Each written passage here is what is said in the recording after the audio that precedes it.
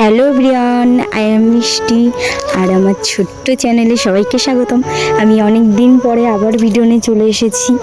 জানো তো, আমি অনেক দিন ধরে ভাবছি তোমাদের সাথে ভিডিও শেয়ার করবো রোজ একটা করে, কিন্তু হয়েই ওঠে না।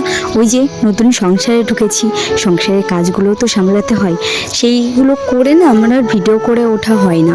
তো আজ থেকে ভেবেছি যে রোজ তোমাদের সাথে একটা করে আমি ভিডিও শেয়ার করবো, সে যাই হোক না কেন। তোমরা সবাই আমার ভিডিওটা দেখো একটু কষ্ট করে। জানি আমি ভালো ভিডিও বানাতে পারি না, বাট যেটুকু পারি সেটুকুই তোমাদের সাথে শেয়ার করি। তো রোজগারের মতো আজকেও বিছানা গোছাচ্ছি।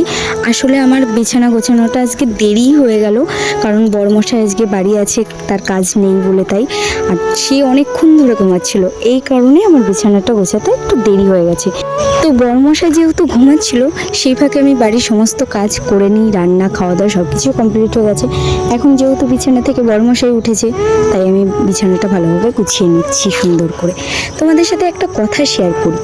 স্ক্রিনে যেই চ্যানেলগুলোর নাম দেখতে পাচ্ছ, আজ থেকে রোজ একটা করে মিনি ব্লগ শেয়ার হবে এই চ্যানেলে।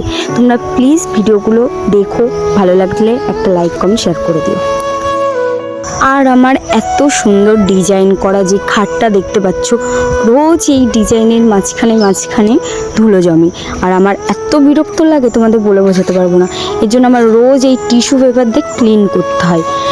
আর ভিতরে এমনভাবে নোংরা জমে না, ওইভাবে রাখাও যায় না।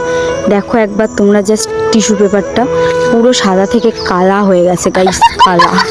যাই হোক, এই ছোট্ট মিনারটা আমি মিশো থেকে কিনেছিলাম, ভেবেছিলাম একটু বড় আসবে আর আমি এতে রিলস শ্যুট করব, ভিডিও করব, কিন্তু করা হয়ে ওঠে না। চলো বাই বাই।